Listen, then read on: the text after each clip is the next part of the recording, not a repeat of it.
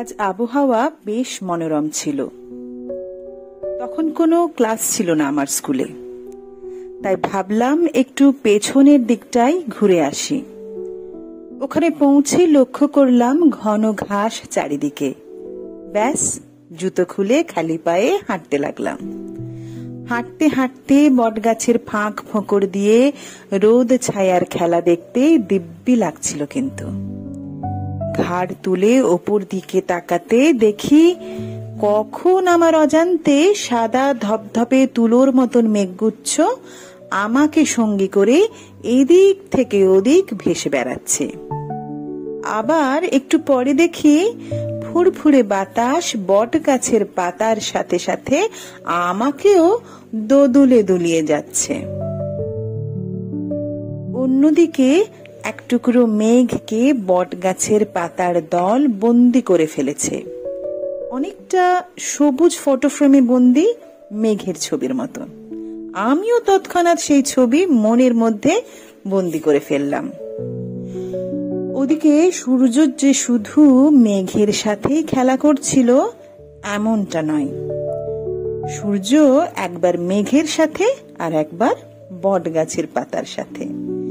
দেখতে ওই ছোট্ট খুদে পাতা হলে কি হবে, সূর্যকে গাছ ভর্তি পাতা তার জালে ঠিক ধরে ফেলছিল।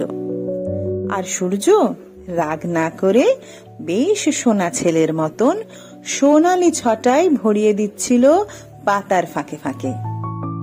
হয়তো ওরা আমায় টের পায়নি, নইলে অমন স্বতঃস্ফূর্ত খেলা অনুভব করতাম কি করে। কিছু পরে মেঘের বেশ হিংসা হলো, নিমেষে সূর্যকে নিজের আঁচল দিয়ে ঢেকে ফেলল। আর সূর্য বেশ আমেজ নিয়ে উপভোগ করতে লাগলো এই সমস্ত কিছু। এইসব লুকোচুরি দেখতে দেখতে আমার মনের মধ্যে একটা ভাবনা এলো।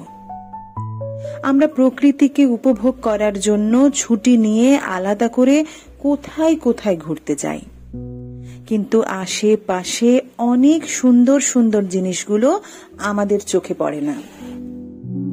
এই স্কুলে বিগত 4 বছর ধরে আমি কর্মরত, আর এই 4 বছরে এইরকম আবহাওয়া নিশ্চয়ই বেশ কয়েকবারই হয়েছে।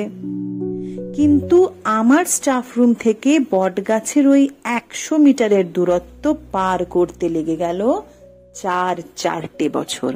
কি আশ্চর্য! আসলে শুধু আমাদের শরীরেই লোমকূপ থাকে না, থাকে হৃদয়েও। হৃদয়কে খুলে দিতে জানতে হয়, আর এই জানা কতই অজানাকে জানতে শেখায় আমাদের। এই যেমন করে আজকে জানলাম আমি